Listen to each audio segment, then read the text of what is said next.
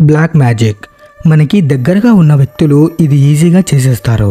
ఎందుకంటే వాళ్ళకి మన గురించి బాగా తెలుసు కాబట్టి. ఒక మనిషి మీద అసూయ ఉంటే ఇలాంటివి చేస్తారు. ఈ కథలో ఒక నాన్న వాళ్ళ కొడుకు ఫేస్ చేసింది. అసలు ఏం జరిగింది, ఎవరు ఆ బ్లాక్ మ్యాజిక్ చేశారు? దేవదత్ ఇంకా తన ఫ్యామిలీ ఒడిస్సాలో ఒక పల్లెటూరులో ఉండేవారు. దేవదత్ వాళ్ళ కొడుకు పేరు వినయ్. తను 4th క్లాస్ చదువుతున్నాడు. చాలా తెలివైనవాడు, అలానే ధైర్యం కూడా ఎక్కువే. దేవదత్ కి ఒక కిరాణా షాప్ ఉండేది. ఆ రోజు ఎప్పటిలానే మార్నింగ్ 9 గంటలకు షాప్ ని ఓపెన్ చేశాడు. ఆ రోజు అమావాస్య. ప్రతి అమావాస్యకి వాళ్ళ షాప్కి ఒక కోయ దొర వచ్చేవాడు. తను వాళ్ళ ఫ్యామిలీకి బాగా క్లోజ్. తను చెప్పింది వాళ్ళు వినేవారు. కానీ ఆ రోజు 10 అయినా కూడా కోయ దొర ఇంకా రాలేదు. సర్లే అని 11:30కి షాప్ని క్లోజ్ చేస్తున్నాడు. ఇంతలో ఆ కోయ దొర వచ్చాడు. అలా కాసేపు ఇద్దరు కూర్చొని కబుర్లు చెప్పుకున్నారు. ఇంటికి వచ్చేయండి స్వామి, భోజనం చేయొచ్చు అని అన్నాడు. లేదులే, ఈరోజు ఆకలిగా లేదు అన్నాడు ఆ కోయ దొర. సరే అని తనకి కావలసిన సామాన్లు తీసుకుని వెళ్ళిపోయాడు. వెళ్లే ముందు నీ కొడుకు ఎలా ఉన్నాడు, తను జాగ్రత్త అని చెప్పి వెళ్ళాడు. ఆ రోజు దేవ ఇంటికెళ్ళాడు. అంతా మామూలుగానే అయిపోయింది. మరుసటి రోజు ఎప్పటిలానే దేవ మార్నింగ్ షాప్ ని తెరిచాడు. ఇంకా టైం 11:30 AM అవుతుంది. వినయ్కి కారేజ్ ఇవ్వాలి, స్కూల్కి వెళ్ళాలని అనుకుంటాడు.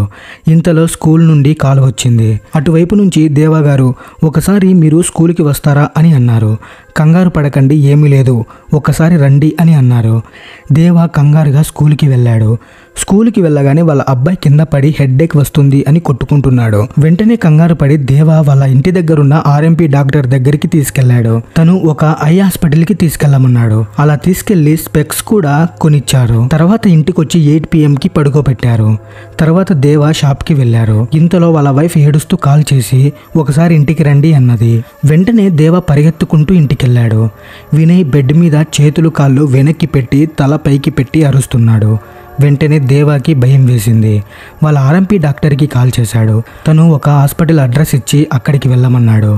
వెంటనే ఆ డాక్టర్స్ని కన్సల్ట్ అయ్యారు. మెంటలీ డిస్టర్బ్గా ఉన్నాడు, ఒకసారి సైకియాట్రిస్ట్ దగ్గరికి తీసుకెళ్ళండి అని అన్నారు ఆ డాక్టర్. వెంటనే దేవ ఏడవడం స్టార్ట్ చేశాడు. RMP డాక్టర్ ధైర్యం చెప్పాడు. ఇద్దరు శ్రీకాకుళం స్టార్ట్ అయ్యారు. ఆ డాక్టర్ని కలిశారు. కానీ డాక్టర్ అంతా చూసి ఏం కాలేదు అని చెప్పాడు. కావాలంటే టెస్ట్లు కూడా చేస్తాను అని అన్నాడు. కానీ టెస్ట్లో కూడా ఏం రాలేదు. మీకు మరీ అంత డౌట్ ఉంటే ఇక్కడే ఉండండి ఈ నైట్ అన్నాడు. మార్నింగ్ వరకు చూశారు, ఏం జరగలేదు. అక్కడంతా బాగానే ఉంది. నెక్స్ట్ డే వాళ్ళు ఇంటికి వచ్చేశారు. కానీ రోజు రోజుకి వినయ్లో మార్పులు మరి ఘోరంగా మారుతున్నాయి. ఊరికూరికి అరవడం, ఏది పడితే అది విసిరేయడం ఇలాంటివి చేసేవాడు. దేవా వెళ్ళాక వాళ్ళ అమ్మకి చాలా భయం వేసేది. చాలా హాస్పిటల్స్ చూపించారు, కానీ నో యూజ్. ఒకరోజు రాత్రి అందరూ పడుకున్నారు. మధ్యరాత్రి 1 AM అవుతుంది. దేవాకి మెలకువ వచ్చింది. లేచి చూస్తే వినయ్ అక్కడ లేడు. వెంటనే పరిగెత్తుకుంటూ గుమ్మం దాటి వెళ్ళాడు. వాళ్ళ ఇంటి ఎడమ వైపుగా ఒక గ్రౌండ్ ఉంటుంది. ఆ గ్రౌండ్ వైపు కుక్కల ఏడుపు శబ్దం వినపడింది. అటువైపు దేవ పరిగెత్తుకుంటూ వెళ్ళాడు. అక్కడ వినయ్ ఒక చెట్టు కింద ముఖం మోకాల దగ్గర పెట్టి కూర్చున్నాడు. దేవ వినయ్ దగ్గరికి వెళ్ళాడు. వినయ్ అక్కడ రాళ్ళు తీసుకుని దేవ మీదకి విసిరాడు. దేవ వాళ్ళ వైఫ్ కలిపి వినయ్ని ఎలాగోలాగా ఇంటికి తీసుకొచ్చారు. తీసుకొస్తున్నప్పుడు వినయ్ చాలా గోల చేశాడు. మరుసటి రోజు దేవా ఫ్రెండ్ అయిన కృష్ణ దేవాకి కాల్ చేశాడు. కాల్ చేసి వినయ్ ఎలా ఉన్నాడు అని అడిగాడు.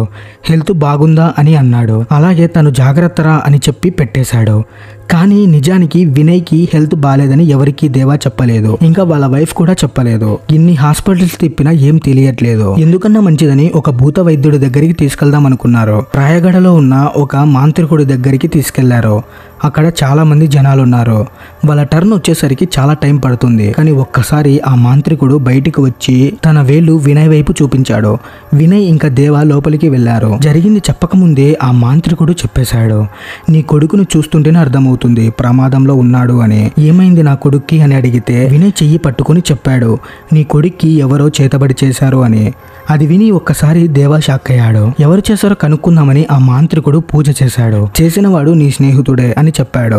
వేరే మాంత్రికుడు సహాయంతో చేశాడు అని చెప్పారు. తన చేతి వేళ్ళు వినయ్ తల మీద పెట్టగానే వినయ్, నాన్న నాకు ఎవరో కనిపిస్తున్నారు అని అన్నాడు. మెడలో ఏదో పూసల దండ వేసుకుని ఉన్నారు అని భయపడుతూ దేవాని గట్టిగా పట్టుకున్నాడు. తర్వాత ఆ మాంత్రికుడు ఇచ్చిన పొట్లాన్ని వాళ్ళ ఇంటి పెరట్లో పాతిపెట్టాడు. తర్వాత అంతా నార్మల్ అయిపోయింది. ఆ మాంత్రికుడు చెప్పాడు ఎవరు చేతబడి చేశారు అని. దేవా వాళ్ళ ఫ్రెండ్ కృష్ణ వాళ్ళ కొడుకు కన్నా దేవా వాళ్ళ కొడుకు అన్నిట్లో బెస్ట్ వస్తున్నాడు అనే కోపంతో ఇంకా ఈర్ష్యతో ఇది చేశాడని తెలిసింది. తర్వాత తర్వాత ఆ కోయదొర ఎప్పుడన్నా వస్తాడేమో అని షాప్ దగ్గర ఎదురు చూస్తూ ఉంటాడు దేవ. తర్వాత తనకి తెలుస్తుంది ఆ కోయదొర చనిపోయాడు అని.